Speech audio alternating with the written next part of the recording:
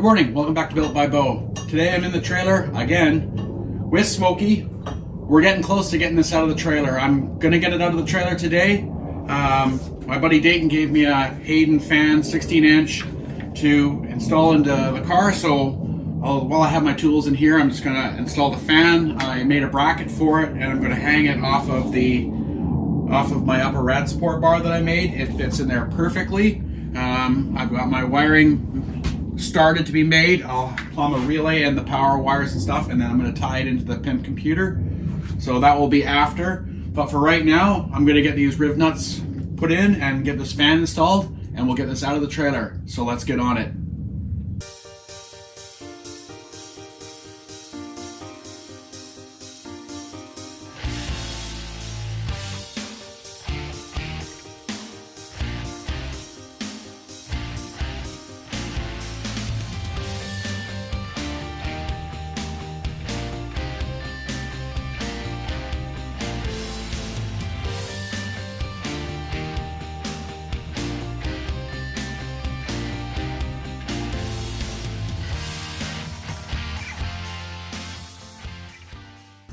Okay, I've got that all back together. The riv nuts are installed and the support bar is back in place. And if you notice, I glued on some rubber snubbers on the back of the fan because it actually touches the radiator and I don't want it to chafe through of any of the rows. So that's just for extra. And I am going to put those two of the stupid push through the radiator plastic connector clips. I don't really like them, but I haven't found a way to mount it down to the bottom yet. That may come in the future, but this upper one will support it very well, and then this should just hold it in place to the radiator and stop it from rattling around for now.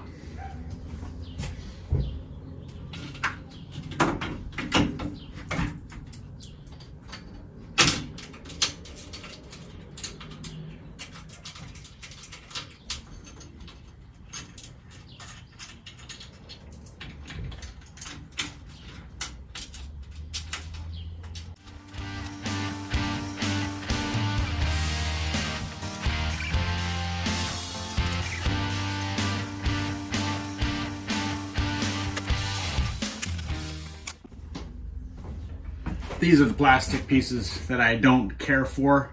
I wouldn't support a whole fan with these, and in this case I'm just holding it from rattling around, and I have it hung by the crossbar, so all the weight is taken at the crossbar.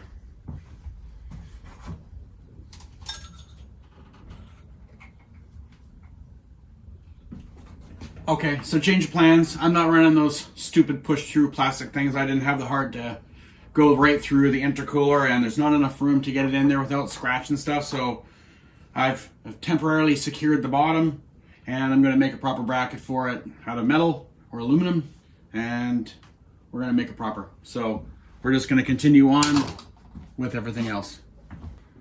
Okay, so as you can see, I have the fan mounted in there with my upper bracket, and then down below I just zip tied it down so it can't rattle around, and I'm going to make a bracket for that. So we'll get that done in the future, but for right now we're going to get the crash bar put back on and get this thing out of the trailer.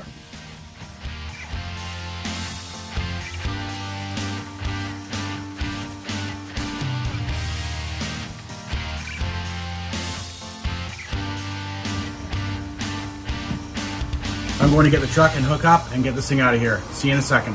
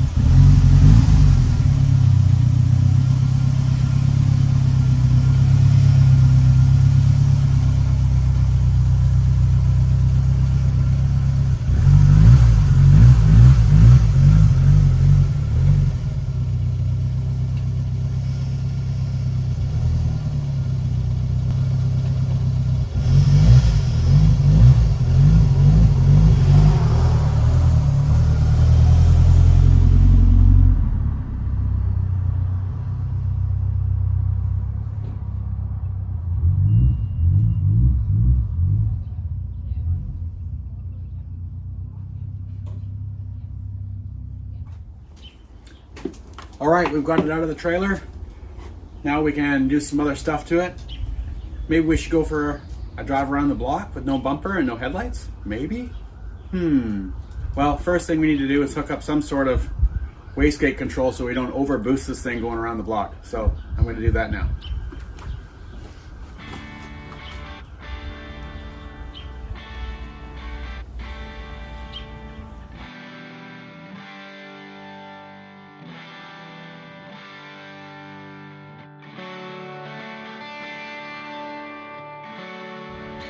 Gotta make sure not too much stuff is dangling.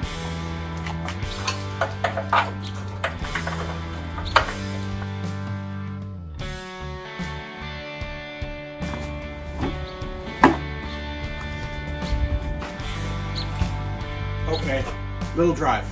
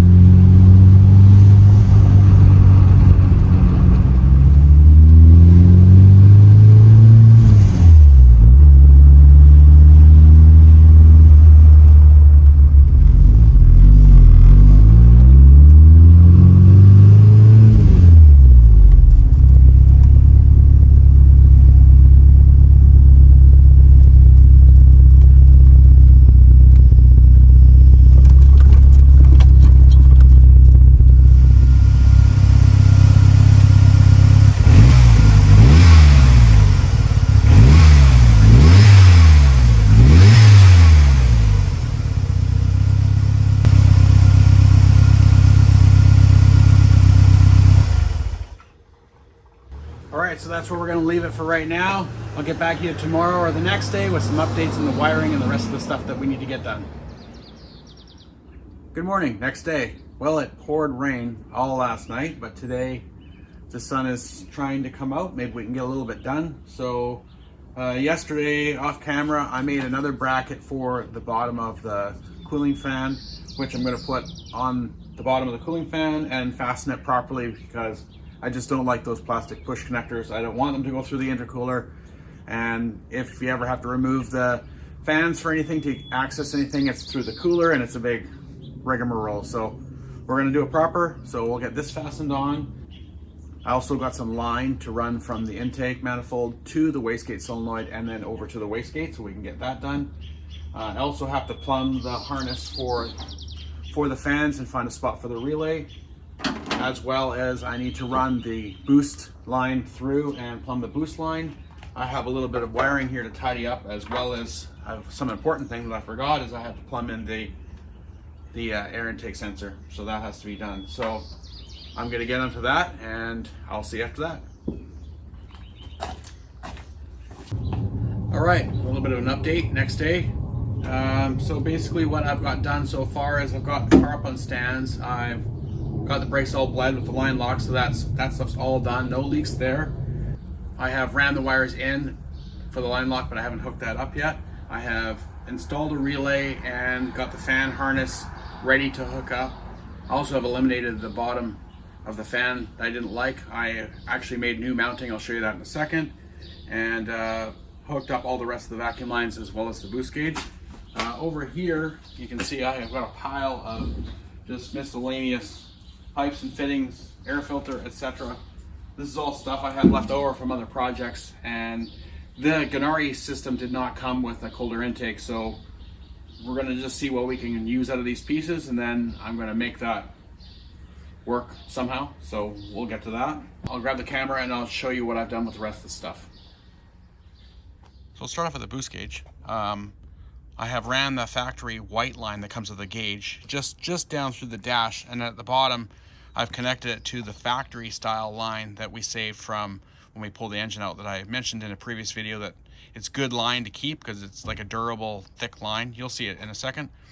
I've joined it down below, and I've gone through the grommet on the firewall. Now, what I do in the firewall is I just get a screwdriver or a pick that's really hot, and I melt through the grommet. Don't melt into the wires, but just melt into the top, and then you can poke your wire through, and you can put a dab of silicone on that after, just to make sure that water doesn't leak through there, because we don't like to do unnecessary intrusion. And then I've tied it into another section of that factory line, which goes over to the intake. And the reason I have plumbed it into the charge pipe is because the gauge I had was actually a boost gauge and not a vacuum boost gauge, so I didn't want it trying to pin it in the vacuum position against the needle on the pin and possibly wrecking the gauge. So that's why I've tied it in there. The line lock, as you can see, I've actually already tied in the power wire to an existing key-on power wire that I found underneath. Actually, it was going to the fan setup, the original wires for the fan setup, which is a 12-volt key switch power. So I've got power going there, and then I've got my ground for the line lock that's going to run into this wire here. And I'm going to take that wire in, which I've already plumbed. It comes along here, plumbs in. I've already plumbed it down through this grommet, goes into the cabin. So that ground wire will go into the button on the shifter, and that'll activate the line lock.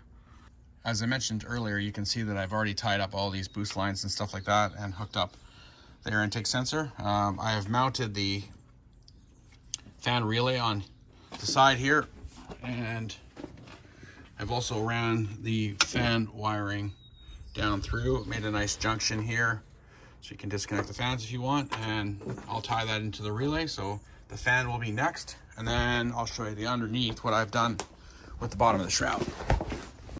So basically on the bottom of the shroud is I made the same bracket as the top, and then it comes down, and I have riveted this one and spaced it out from the bottom of the radiator, so this actually can slip out. So it basically undo the 2 bolts from the top and then just tip it forward and slide it out, and same thing within. So it's a good way to hold the shroud against the radiator, but easy to get in and out. Now next we're going to get the wheels back on, get the car back on the ground, and we're going to figure out how to all these pieces, how to make a cold air intake, and I'll get back to you after that. And then the goal will end up like this, something like this. I still have to clean it all up and finalize it and find an air filter for it, but that's how it's going to end up. So we're going to continue on and get a fan hooked up in this thing, and hopefully this weekend we can go for a cruise. So I'll continue on. I'll update you in a few minutes. All right, so moving right along. I've got all the wiring completed. I have the line lock all plumbed, boost control is plumbed. I have the fan all wired, all tucked away, and I managed to fabricate myself cold air intake parts out of leftover stuff I had before. I just cleaned it up and painted it, so this will go in here like that. We'll install that in a second. And I tried using my bigger filter that I had here, but it was just too big. It was hanging down too far. It was going to get water and debris and stuff, so ordered this cheap one off of Amazon. All right, so let's try and fit this piece that I made in here and make sure that everything works.